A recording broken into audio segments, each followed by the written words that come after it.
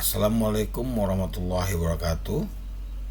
Salam sejahtera bagi kita semua. Baik rekan-rekan, pada hari ini kita akan belajar ya terkait dengan SPC atau statistik proses kontrol di budidaya kelapa sawit. Dengan tema kita adalah pengendalian mutu berbasis data pada budidaya kelapa sawit. Ya. Kenapa pentingnya kita hari ini membahas tentang statistik proses kontrol? Yaitu karena pada dasarnya ya Tuhan sekalipun menciptakan manusia itu memang fitrahnya adalah berbeda-beda. Jadi kalau dalam ilmu sosial, perbedaan itu merupakan anugerah atau berkah. Karena dengan perbedaan itu maka akan terjadi saling menguatkan. Nah, ini berbeda cara pandangnya di budidaya kelapa sawit ya, karena di dalam budidaya kelapa sawit yang kita pandang adalah bagaimana meningkatkan produksi kelapa sawit. Nah, hal ini di dalam perbedaan data hasil produksi, perbedaan itu adalah bisa mengakibatkan jadi musibah. Walaupun memang perbedaan itu tidak bisa dihindari karena memang bagian dari fitrah alam. Nah, tetapi kita dalam hal ini akan mempelajari pada hari ini tentang bagaimana perbedaan itu hasil suatu output produksi itu kita kendalikan dengan tools yang sering disebut dengan statistik proses kontrol. Kalau dalam seri standar ISO 9000, dia terkategori dalam standar ISO 9004. Jadi rekan-rekan sekalian bisa lihat ISO 9004 tentang bagaimana suatu tools statistik proses kontrol itu mengendalikan proses agar produk yang dihasilkan atau hasil produksi yang dihasilkan itu dapat dikontrol, yang diharapkan terjadinya keseragaman dari keinginan atau standar quality yang kita inginkan. Baik, kita mulai ya rekan-rekan sekalian. Slide pertama yaitu apa itu SPC ya. Nah, sini adalah metode pengendalian kualitas menggunakan statistik. Jadi perbedaan memang saya sebutkan tadi memang merupakan part of the nature, bagian dari alam. Bagaimana kita kendalikan? Nah, salah satu pengendaliannya kita menggunakan statistik, maka disebut statistik proses kontrol. Nah, digunakan itu untuk memonitor proses secara kontinu, artinya berkelanjutan. Jadi bukan kita kontrol pada end product, tetapi dia melekat dari mulai tahapan raw material, proses sampai barang jadi. Itulah disebut dengan SPC. Kemudian mengidentifikasi penyimpangan proses sejak dini. Nah, dengan kita melakukan proses kontrol dari mulai proses, maka identifikasi penyimpangan itu kita lakukan dalam proses sejak awal mulai produksi dilaksanakan, itu mulai dari raw material ya. Kemudian fokus pada pencegahan kesalahan. Nah, jadi kita dalam SPC ini itu bagaimana meminimize tingkat kesalahan sehingga produk gagal ataupun deviasi atau perbedaan produk yang dihasilkan jadi lebih potensinya akan lebih kecil. Dan terakhir menggunakan data aktual lapangan. Jadi dalam SPC kita tidak boleh menggunakan data sekunder. Jadi kita betul-betul data-data primer yang kita olah untuk mengambil keputusan terhadap sebuah proses, tindakan apa yang perlu dilakukan agar proses dapat terkendali sesuai dengan diharapkan dengan hasil produk yang kita inginkan. Nah, tujuan SPC di perkebunan kelapa sawit yaitu penerapan SPC adalah mengurangi variasi proses budidaya. Ini telah saya sampaikan di awal.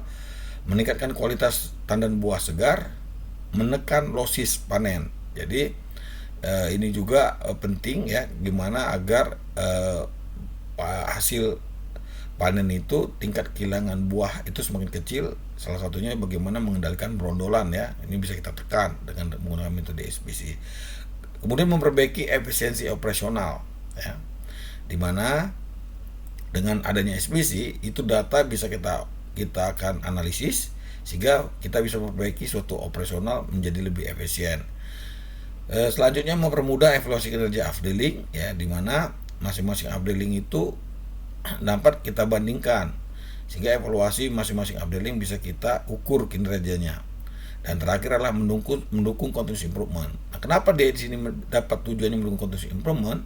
Karena data-data itu menjadi analisis untuk membuatkan misalnya apa yang harus atau kekurangan suatu proses yang perlu ditindaklanjutkan, apakah berupa desain ataupun penambahan proses, sehingga bisa dilakukan budgeting. Sehingga continuous improvement ini dalam SPC menekankan bagaimana improvement itu dapat berlanjut secara kontinu.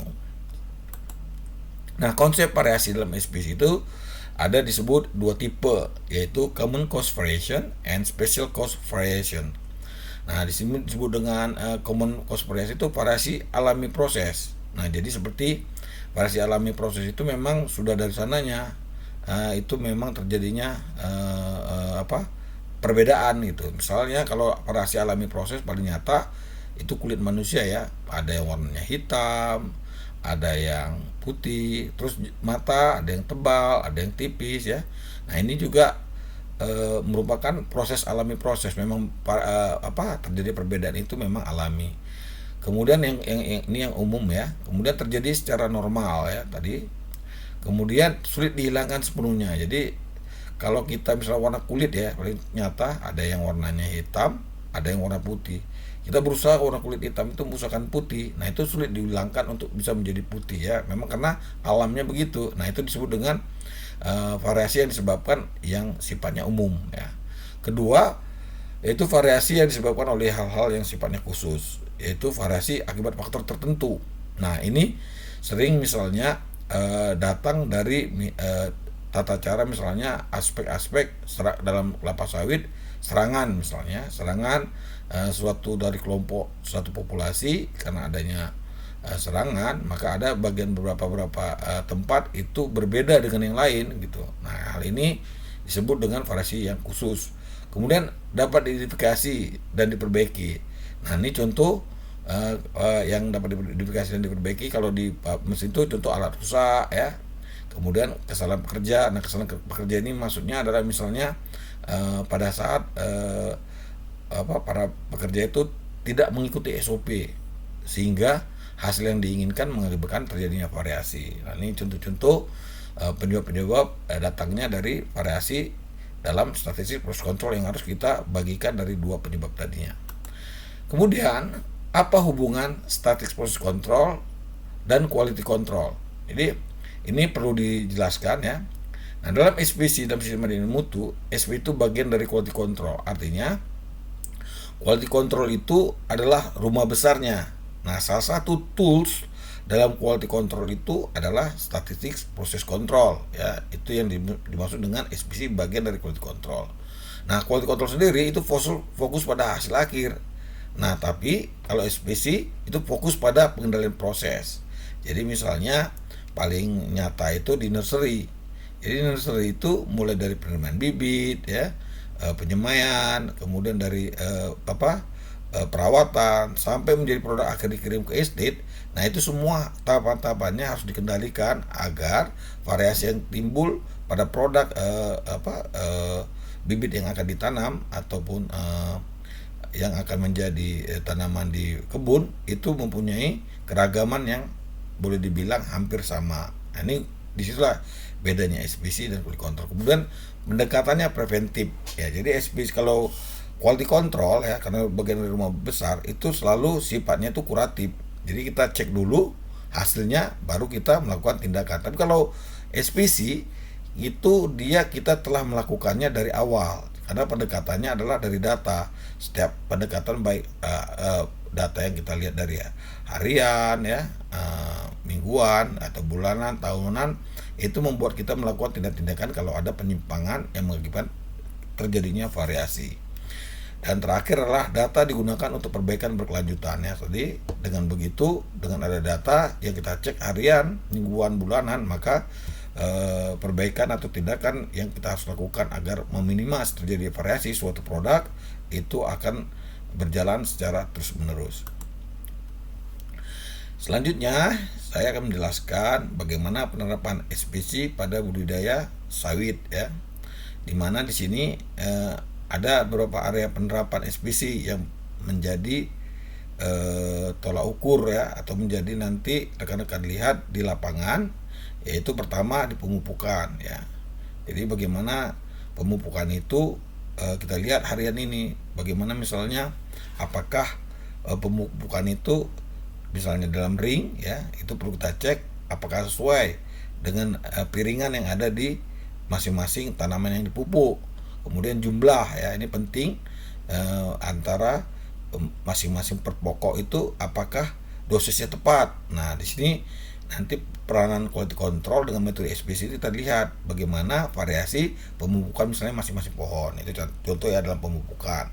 Kemudian penerapan dalam penyemprotan gulma. Nah, ini penting karena kadang-kadang ada SPC itu kita lihat bagaimana paparan atau penyemprotan yang paling utama banyak sering terjadi pada yang dilakukan oleh para pekerja yang tidak sesuai dengan SOP, atau bentuk nozzle yang misalnya alat semprot yang kurang tidak dikalibrasi, yang mengakibatkan terjadinya ada gulma ataupun areal yang disemprot tidak seragam atau tidak beragam atau tidak sesuai dengan ketentuan yang diharapkan. Nah, ini bisa diterapkan metode SPC. Kemudian produksi tandan buah segar. Nah, ini paling penting ya, karena di dalam konteks perkebunan kelapa sawit ya, produksi tandan buah segar inilah menjadi ujung tombak sebuah estate itu efisien atau tidak. Nah, dengan SPC misalnya ada updating ada 3 ya, itu bisa kita lihat dengan metode SPC ini apakah di updating 1, 2 dan 3 ini itu terjadi keragaman enggak jumlah tonase, misalnya dengan jumlah areal yang sama, tahun tanam yang sama, apakah tonase itu terjadi variasi. Nah, dengan SPC kita bisa melihat apakah deviasi atau variasi yang terjadi antara masing-masing updating menghasilkan produksi itu terjadi jauh berbeda apa tidak, untuk kita ambil tindakan sehingga keseragaman atau variasi antara updating itu bisa kita tekan ya dengan metode tools SPC seperti ini. Kemudian panen dan transportasi. Nah, panen dan transportasi ini juga menjadi bisa menjadi data yang kita olah dengan menggunakan standar statistik proses kontrol ya. Panen dan transportasi ini apakah bagaimana keterlambatan panen itu terhadap transportasi, itu kita lihat ya. Kadang-kadang panen ini dianggap mungkin bagi estate itu dia tidak tahu kalau di mill itu panen dan transportasi ini hal yang paling penting, karena ada batas-batas pabrik itu menerima, sehingga variasi ataupun efisiensi panen dan transportasi itu menentukan juga daripada kualitas buah. Jadi SPC ini bisa digunakan untuk melihat terjadinya variasi yang ditimbulkan dampak dari lamanya panen dan transportasi yang menyebabkan kualitas buah. Kemudian kualitas buah tadi sudah saya sampaikan ya. Di sini misalnya masa buah ya dengan umur tanam, kemudian keragaman, terus oyer ya, ini paling penting. Karena kalau di dalam konteks kelapa sawit, penentu kualitas buah itu bukan besar dan kecilnya, tapi berapa banyak kandungan minyak yang ada pada buah, atau disebut dengan oil extraction rate ya, sebagai rujukan bagaimana kualitas buah itu baik atau tidak. Kemudian kehilangan hasil panen, nah ini loss ya, atau penyebab. Nah, ini bisa juga kita lihat, bisa digunakan pakai metode statistik proses kontrol. Dan terakhir produktivitas tenaga kerja ya. Jadi nah ini biasanya bisa dilihat dalam untuk pemanen ya, ini sangat bisa dipakai melihat bagaimana variasi untuk dilakukan masing-masing pemanen terkait dengan hasil kinerjanya ya.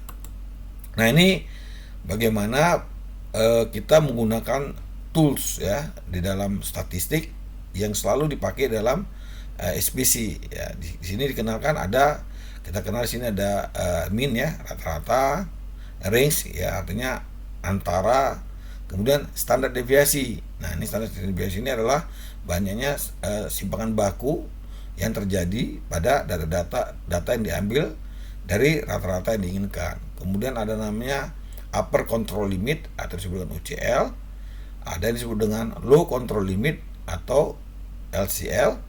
Nah, pada SPC budidaya kelapa sawit, jadi dia kita menggunakan di sini ada 4 ya, min, ring, standar, kemudian batas atas dan batas bawah. Nah, ini rumus yang rekan-rekan sekalian bisa lihat ya, untuk digunakan di aplikasi di dalam implementasi yang tadi slide sebelumnya yang telah saya sampaikan ya. Jadi inilah bagaimana rata-rata adalah di sini.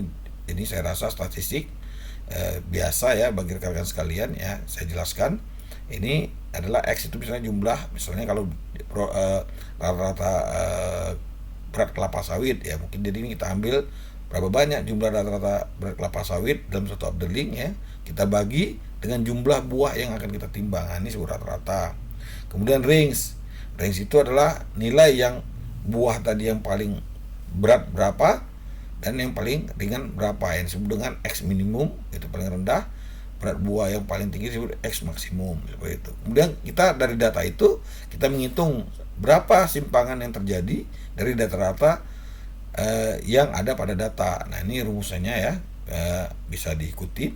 Kemudian dari data simpangan baku maka kita bisa menghitung bagaimana upper control limit, itu dari nilai rata-rata itu ditambah dengan 3 simpangan atau 3 sigma atau 3 standar deviasinya.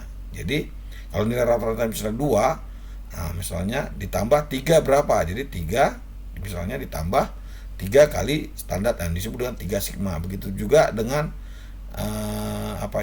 LCL-nya ya. Itu juga, yaitu X rata-rata itu dikurang dengan 3 standar deviasi baku atau 3 sigma. Oke. Baik, saya lanjutkan. Nah, di sini bagaimana melihat pola data di statistik proses kontrol. Ya, tadi kita lihat ada rata-rata ya di sini. Nah, dalam makna 3 sigma atau 3 standar deviasi atau 3 simpangan baku itu memaknakan dari kumpulan data itu kita mengharapkan 9,9,73% itu berada di dalam range pengamatan kita kalau kita pakai 3 sigma. Tapi kalau kita pakai 2 sigma, itu artinya data misalnya tadi berat buah itu 95% dalam range yang kita akan amati dari rata-rata. Nah, begitu juga dengan 1 sigma, yaitu maka di sini makin kecil sigmanya atau simpangan bakunya yang kita pengalinya ya untuk mendapatkan batas atas batas bawah, itu menggambarkan makin kecil pengamatan dari rata-rata yang kita harapkan. Nah, ini kita lihat di sini bagaimana upper control limit itu pada sisi kanan, low control limit pada sisi kiri. Nah, kita pakai di sini adalah 3 sigma. Artinya hampir 100% data yang ada dalam sigma itu kita akan lihat terjadinya bagaimana pergerakan data-data yang kita amatin. Baik, saya lanjutkan. Ini contoh ya, paling sederhana. Ini kita lihat ya, di sini adalah saya ambil contoh tadi itu buah mentah. Ya, kita ambil ini data selama 10 hari ya, 10 hari di sini nampak. Kemudian dari 10 hari data itu kita punya data, yaitu di sini kita katakan di sini presentasi buah mentah itu pada hari pertama dapat 3%, hari kedua 4%, hari ketiga 5%, dan seterusnya sampai hari ke-7 dapat 7%. Nah, dari sini angka data persen buah mentah tadi ya dari 10 hari pengamatan, nah kita mendapatkan range antara bagaimana nilai persen yang amati dikurangi dengan rata-rata. Nah, nampak di sini range deviasinya ya. Nah, ini dari kolom yang ketiga, dan di kolom kedua dikuadratkan mendapatkan 16,4. Sehingga di sini kita peroleh angka sigmanya atau simpangan bakunya itu 1,28. Ya, kemudian rata-ratanya dapat diperoleh di sini 4,4. Makanya 3 dikurang 4,4 pada baris pertama menghasilkan minus 1,1. 1,4 itu karena diperoleh dari angka 3 dikurang 4,4, dan ini seterusnya digunakan. Nah, dari situ maka sigma atau standar deviasi atau simpangan baku 1,28 untuk mendapatkan batas atas, maka rata-rata ditambah dengan 3 kali 1,28 sehingga batas atas atau upper control limit dapat di angka 8,24, sementara batas bawah atau low control limit dapat 0,56.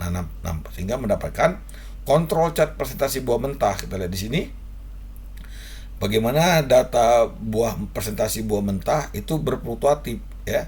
Nampak di sini sangat berfluktuatif, di mana kalau kita lihat di sini yang tertinggi itu terjadi presentasi buah mentah pada hari ke-10 ya. Itu angkanya dapat 7 ya, kontrolnya dapat di sini ya, paling 7. Dan kalau dilihat dari data yang statistik, maka ini masih dalam kendali proses namanya, karena semuanya masih dalam range antara batas atas dan batas bawah ya, gitu ya melihatnya. Nah, itu seperti itu. Saya lanjutkan. Misalnya kita pakai di sini penerapannya untuk kasus pemupukan ya. Kita ambil misalnya data hasil pemupukan dalam gram per pohon. Dari mulai kita ambil sini sampel ada 10 pohon atau 10 tanaman kelapa sawit ya. Kita pakai dosis pupuk, mereka memupuk dan kita timbang. Oh, ini ternyata satu pemanen ya, kita ambil secara 10 tanaman itu udah ada yang 980 gram. Ternyata terjadi variasi ya, terjadi variasi seperti ini. Dari 10 pokok itu terjadi variasi. Di mana kita lihat di sini rata-ratanya itu dapat di 1,1 gram, sehingga dapatlah menghitung standar deviasinya sekitar 38,21 gram. Nah, dari data standar deviasi 38,21 gram, kita dapat memperoleh batas atas kontrol limit itu 1115,6 gram, dan batasnya adalah bawah yaitu 886,37 gram. Nah, ini memaknai dari grafik ini nampak ya, pada hari ke-10 dan hari ke-7 ya. Hari ke-7 itu ternyata itu sangat rendah sekali. Ya, dan yang paling tertinggi itu pada hari ke-10. Nah, walaupun dia di batas, masih di bawah batas standar deviasi ya dari simpangan baku variasinya, tapi tetap kita perlu kendali di tanggal hari ke-7 dan hari ke-8 ya.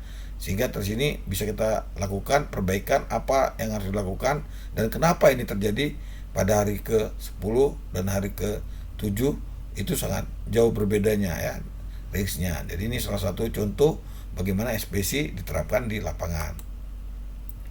Nah, ini contoh lainnya bisa kita lihat ya. Di kasus produksi tanaman buah segar ya. Di sini kita anggap kilogram per hari dan per hektar ya. Ini kilogram per hektar dan per hari. Ini dalam satu hari ini, maka diperoleh grafik control chartnya itu di mana pada hari ke-7 juga itu paling rendah dan pada hari ke-10 itu paling tinggi. Nah, yang perlu dianalisis di sini adalah kenapa pada hari 7 sangat rendah.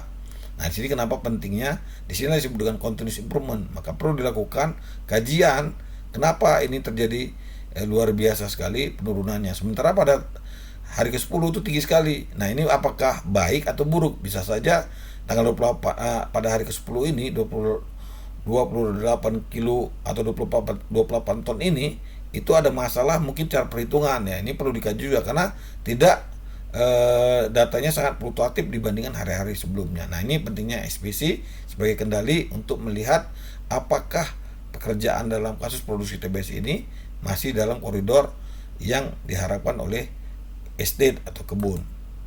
Nah, untuk mempermudahnya ya, sekarang di perkebunan itu sudah melakukan namanya digitalisasi statistik proses kontrol ya. Datanya itu sudah sangat gampang diambil, apalagi dengan IoT ya, Internet of Things ini di perkebunan ini memudahkan ya, komunikasi itu sangat gampang sehingga data bisa dianalisis segera. Kemudian drone monitoring, nah ini penting.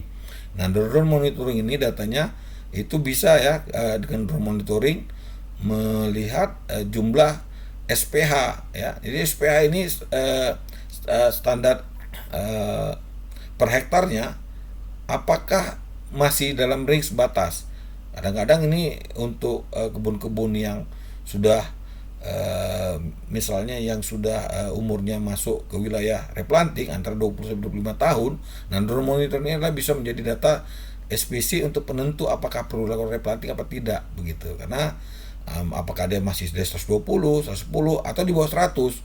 Kadang-kadang ada dia masih 100 SPH-nya tetapi produksinya makin tinggi. Nah, mungkin manajemen bisa mempertimbangkan. Nah, drone monitor ini sangat membantu datanya untuk kita olah jadi SPC untuk mengambil keputusan perlu replanting apa tidak begitu ya.